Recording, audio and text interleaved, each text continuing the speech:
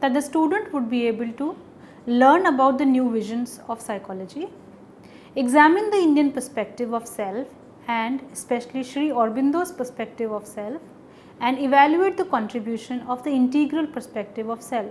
Now let us come to the introduction of this topic. One of the deepest needs we have as human beings is to know and understand our own self and others. The questions about our origin, dimensions of our human nature and the potential continuously haunt us. This quest for self knowledge is reflected in almost all fields of human inquiry and more so in the discipline of psychology. Sri Aurobindo made several observations about the nature and scope of Western psychology as it was in the earlier part of the 20th century. The psychologists of that time, according to Sri Aurobindo, make three major initial errors that have hampered the study of the human phenomena and the achievement of profound knowledge. These are the error whereby psychologists identify the study of mental processes and behavior with biological and physical sciences. Second, the skeptical error which hinders investigation of the nuances of human existence. Third, the objective mistake made by psychologists to study others as passive observers or from outside instead of viewing knowledge and experimentation within himself or herself. Sri Aurobindo too believed that psychology ought to be a science. However, according to him, it ought to be a science of consciousness and its operations, with a methodology that is significantly different from the natural sciences. According to him, we must proceed from knowledge of oneself to the knowledge of others, because psychology is essentially a subjective science. The main method of psychology, therefore, has to be primarily introspective and experiential in nature.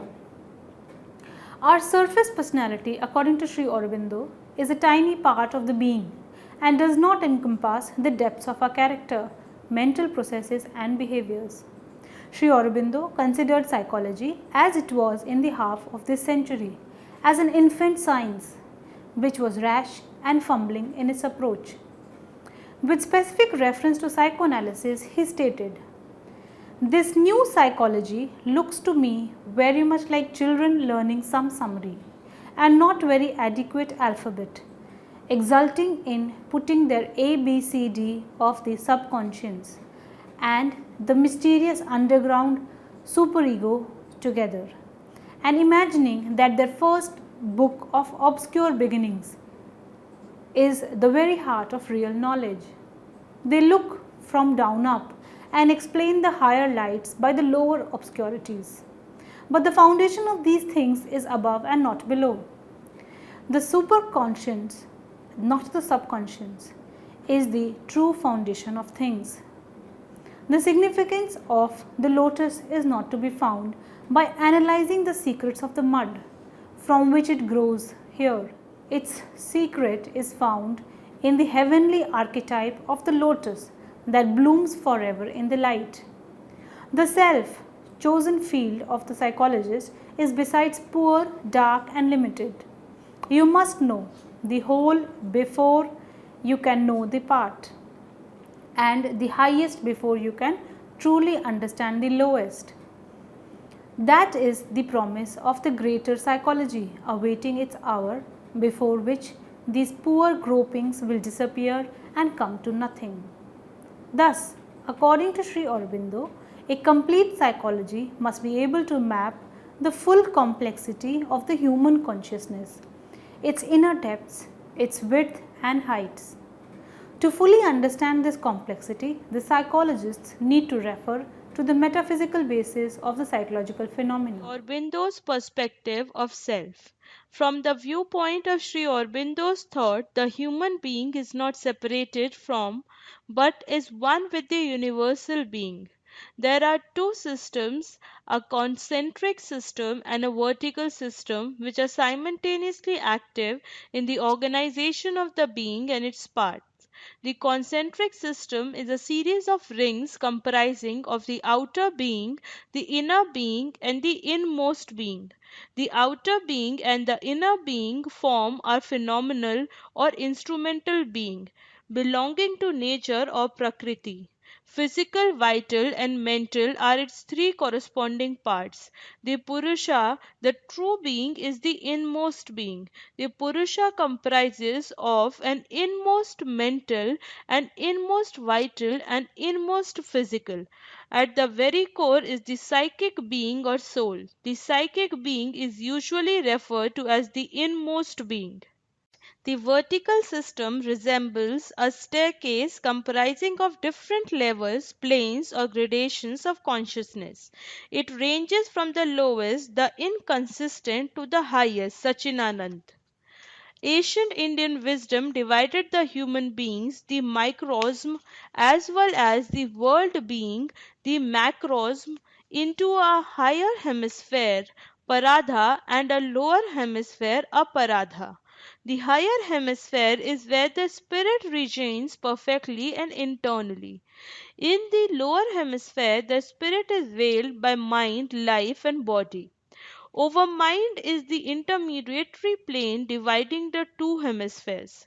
The main parts and planes of the being as described by Sri Aurobindo are explained below. The outer being.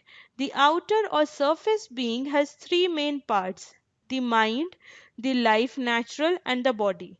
Though in our ordinary awareness we are unable to distinguish among these parts, each has its own distinct type of consciousness.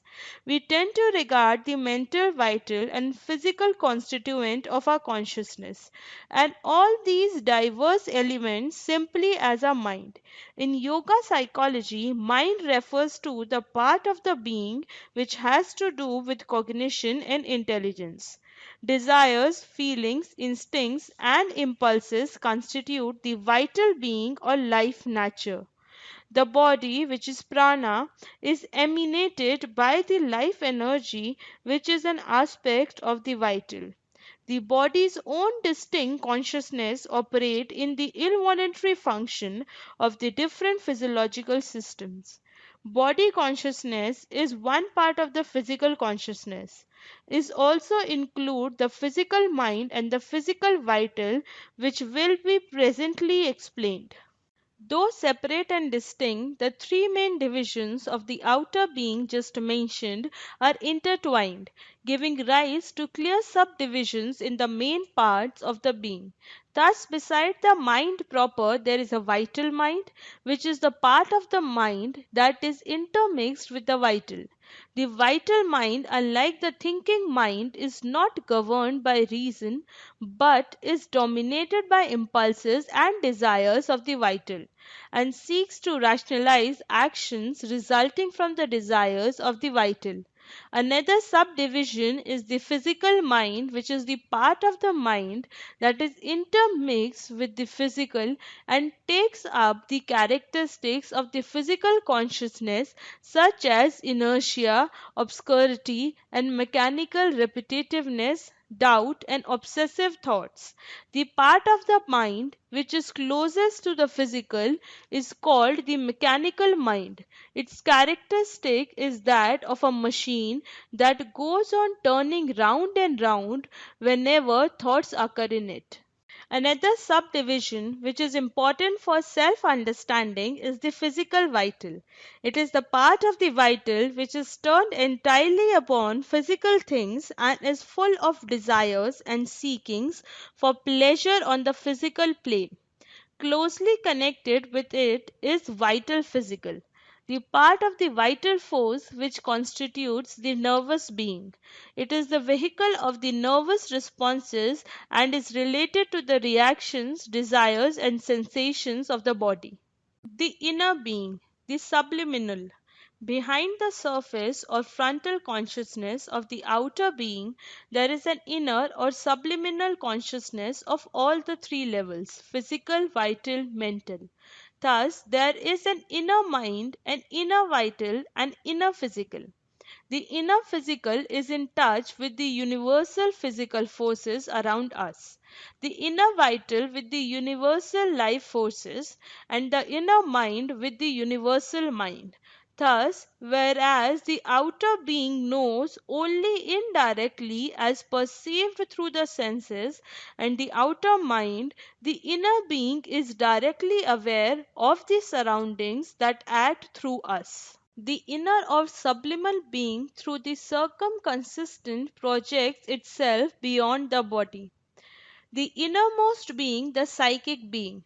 Sri Aurobindo uses the term psychic being from the Greek physikal, meaning the soul. For the innermost being, the psychic being is a portion of the divine or a spark present in all things and creations. In the course of evolution, the psychic grows into an individual psychic personality in the human being and is then called the psychic being. The psychic being is the evolving soul which goes through the cycles of physical birth and death, growing from life to life, whereas the Atman, the universal self, is unborn and is above the evolutionary process. The inconsistent. The inconsistent is sometimes known as the non-being or ast and is characterized by darkness, inertia, insensibility, disharmony, and disintegration. It harbors forces that maintain the negativity, the unconsciousness, pain, suffering, illness, death, disharmony, and evil. It also includes all that is divine and striving to evolve into light, consciousness, power, perfection, beauty, and love. The subconscient. This is the half conscious part in us. Sub means below the consciousness. In the subconscient, there is an obscure mind full of obstinate sanskara, impressions, associations, fixed notions, habitual reactions formed by our past, and obscure vital form of the seeds of habitual desires, sensations, nervous reactions, and obscure material that governs much that has to do with the conditions of the body. It is largely responsible for our illnesses. Chronic or repeated illnesses are indeed mainly due to the subconscient and its obstinate memory and habit of repetition of whatever has impressed itself on body consciousness.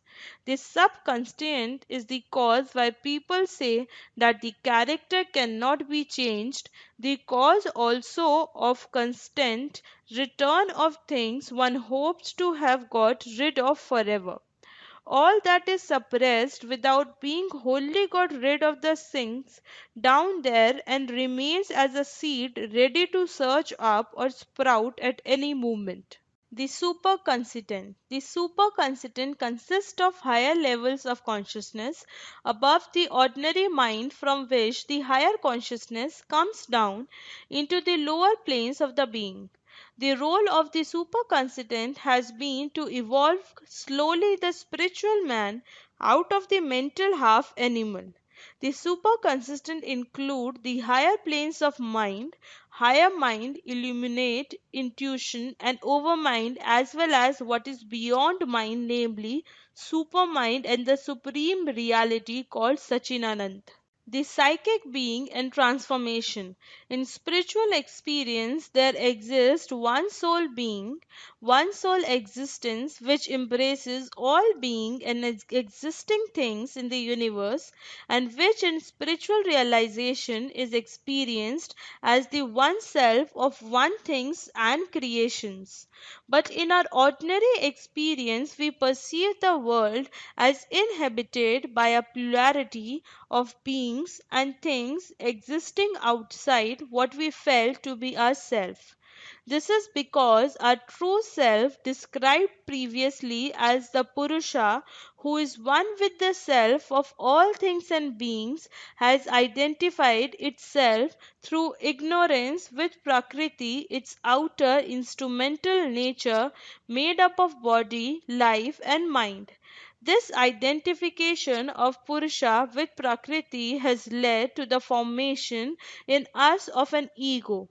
physical, vital, and mental, which gives us the sense of a self that is separate from the rest of the universe.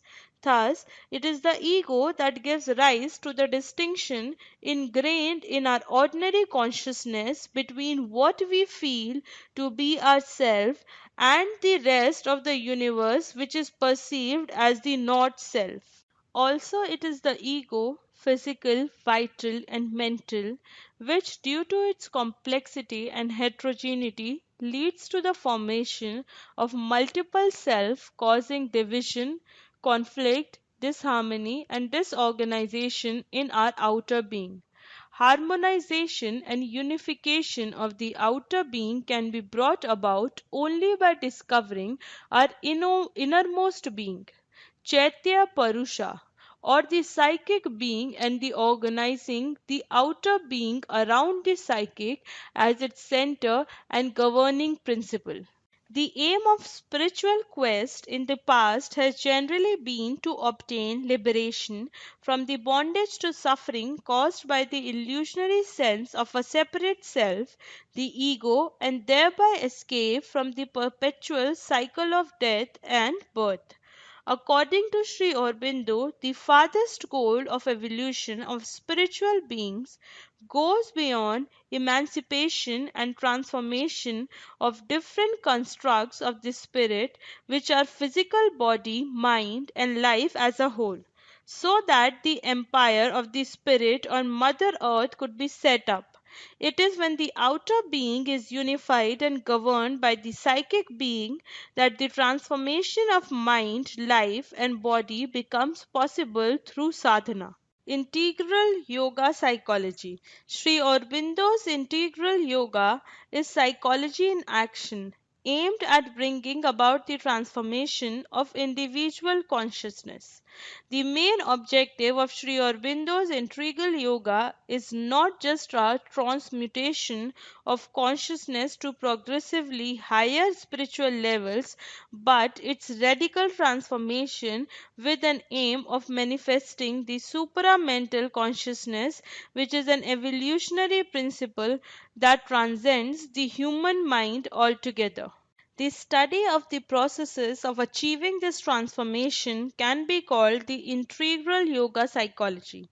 This process of transformation requires the individual to progressively psychicize, spiritualize, and suprematize his or her consciousness. In this process, there is not only an ascent to the highest divine consciousness by the human aspirant, but also a descent of the divine consciousness into the lower mental, vital, and physical being, which transforms the whole individual radically. The aim of integral yoga is thus to bring about evolution towards a supramental principle beyond the mind, which require the conscious collaboration of the human with the divine. The psychology of inner development. According to Sri Aurobindo, it is fundamentally an evolution of consciousness that has been taking place in nature. The inner growth of the human being is simply a continuation of the evolution of consciousness, which has hitherto resulted successively in the emergence of life out of matter and of mind out of life. In other words, consciousness has developed ever higher forms of its manifestation on earth, from the mineral to the plant, to the animal to the man, the mental being. What is called inner growth refers to the evolution of consciousness beyond mind. Prior to the appearance of the human or mental being, evolution has been a slow, subconscious process. The emergence of mind marks the beginning of a new process of evolution by which the human being, through a conscious will and aspiration for inner growth, becomes a conscious participant and collaborator in the evolution of consciousness. Thus, inner growth is a process of conscious evolution. A system of proven method for achieving inner growth is through yoga. For yoga is a methodized effort towards self-perfection by the expression of the potentialities latent in the being. Even after the emergence of mind, the growth of consciousness in the human being continues to be a more or less unconscious process because the roots of matter, life, and mind lie in the inconsistent out of which they have evolved. The first step for emerging out of the primeval unconsciousness is to develop a conscious ego, a separate and independent individuality. So long as an individuality has not been formed, the human being remains an amorphous entity, more or less fused with the unconscious totality of existence. It is by the development of a conscious ego, individualization of being in becoming, that a person becomes an individual. Ego is the identification of our being with the superficial outer self made up of the body, the vital nature, and the mind. Due to the ego, a certain formation of physical, vital, and mental experience is distinguished from the rest of the being and is regarded as the self.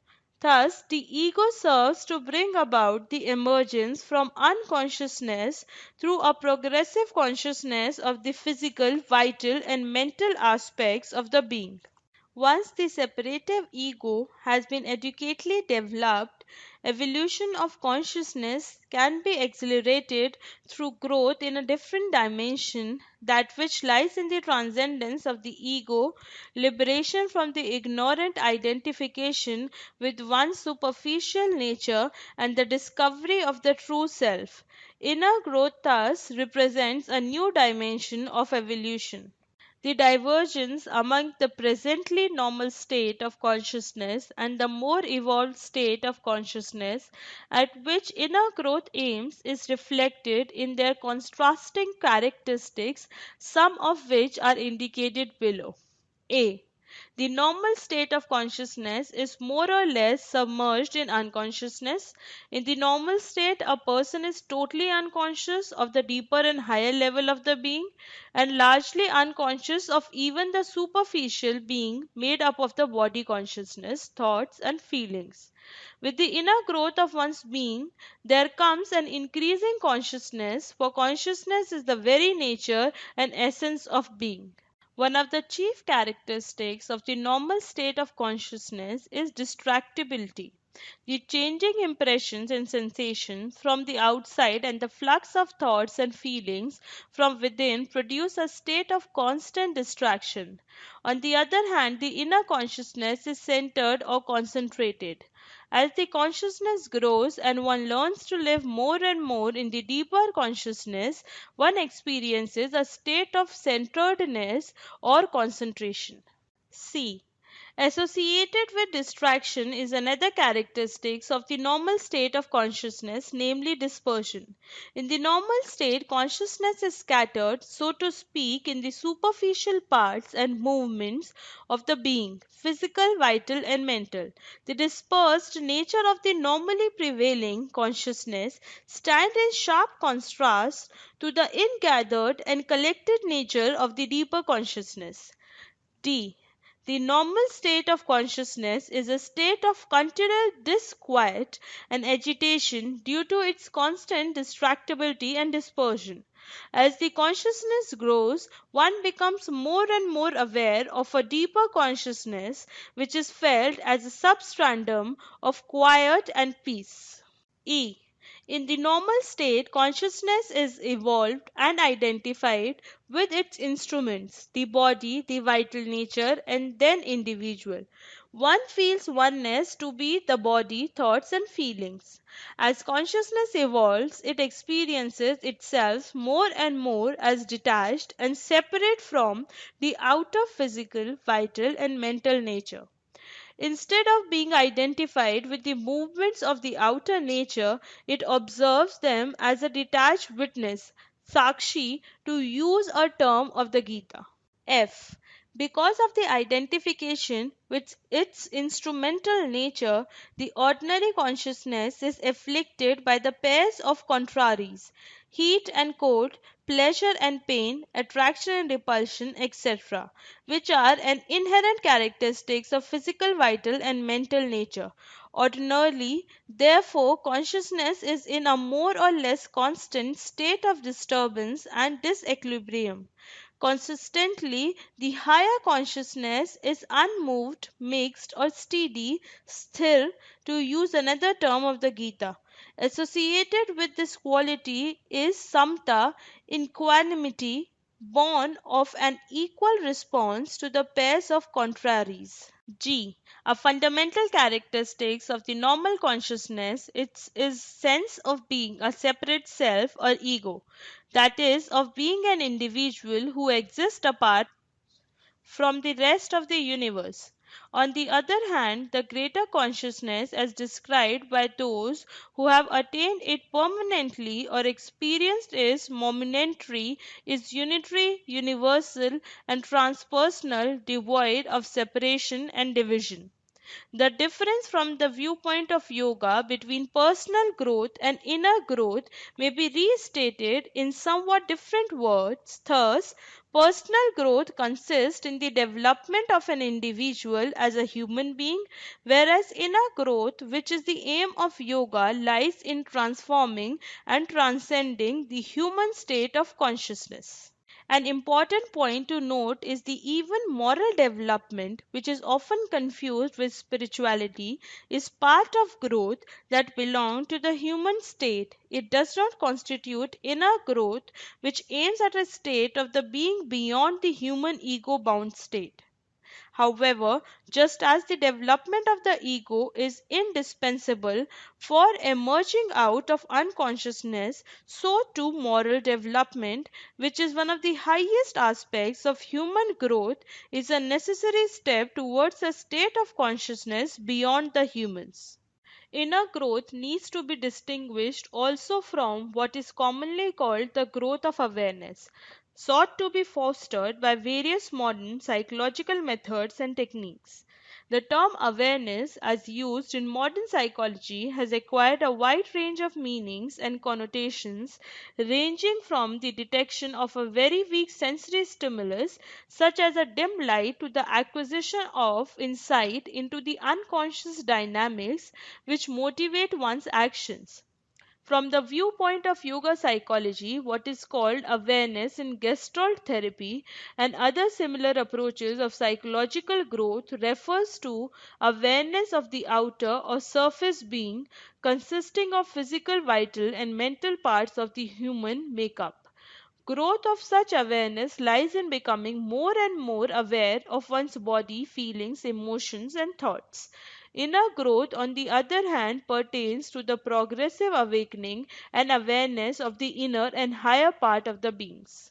In the normal state of consciousness in which we are identified with the outer being, the body, impulses and feelings and the mind, we are almost totally unconscious of the inner being and of its constant action on the surface consciousness.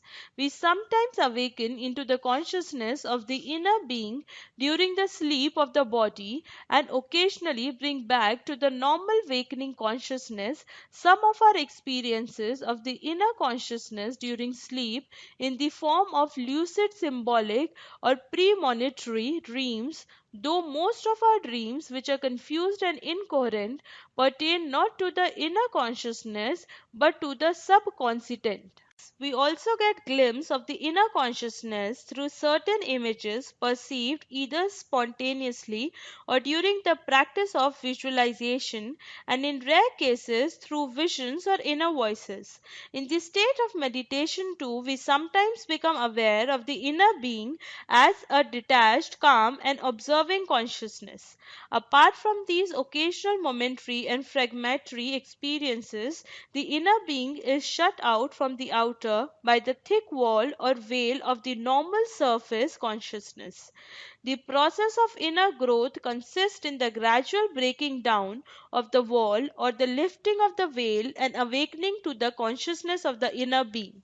A salient aspect of Sri Aurobindo's yoga pertaining to the psychology of inner growth is its view of the inner and higher planes of consciousness as dynamic forces. Though hidden from the outer surface consciousness, the inner and higher parts of the being exercise on the surface parts of the being a constant influence and pressure pushing towards the evolution and growth of consciousness. To sum up, the inner growth of the individual, like the evolution of the universe, is the process by which the supreme consciousness, the truth of existence, or the reality of being emerged in the unconscious of matter through a prior process of evolution manifests itself in progressively higher states of its being due to the evolutionary thrust inherent in it. In Sri Aurobindo's yoga, the supreme consciousness, truth or reality is spoken of as the divine, the supreme beings from whom all have come and in whom all are. The portion of the divine consciousness which develops in the process of evolution is called the soul or the psychic essence. It grows and becomes a distinct individuality referred to as the psychic being. It is through the psychic being that the evolutionary dynamism inherent in the supreme consciousness bring about the inner growth of the individual. Numerous are the paths that have been discovered for achieving inner growth and realizing the truth. The various psychological paths may be classified into three broad types, corresponding to the three basic psychological aspects of the human makeup: the path of knowledge, corresponding to the cognitive or thinking aspect; the path of devotion, related to the affective or emotional side of human nature; and the path of works or action, based on man's cognitive aspect, which has to do with striving and willing. Almost all paths contain elements of each of the three broad types just mentioned, though one particular type element, knowledge, devotion, or works, may predominate. The seeker is drawn to one path or another depending on what predominates in one's psychological makeup. Well, students, now let us summarize what we have learnt in this chapter. In summary, Sri Aurobindo's depiction of personality refers to a lesser self caught up in the demands of the outer being, which can get transformed into greater self via a process of developing, entailing first an inward movement leading to the uncovering of the psychic, then an upward movement through the higher gradations of consciousness, taking one towards the supramental level of awareness, and subsequently a descent of the higher force into the lower parts leading to their transformation. It is the entire human species which is undergoing evolution, and as more and more humans come in contact with the descending supramental force, the essential nature of existence on earth will undergo a radical transformation, and hence the possibility of the life divine.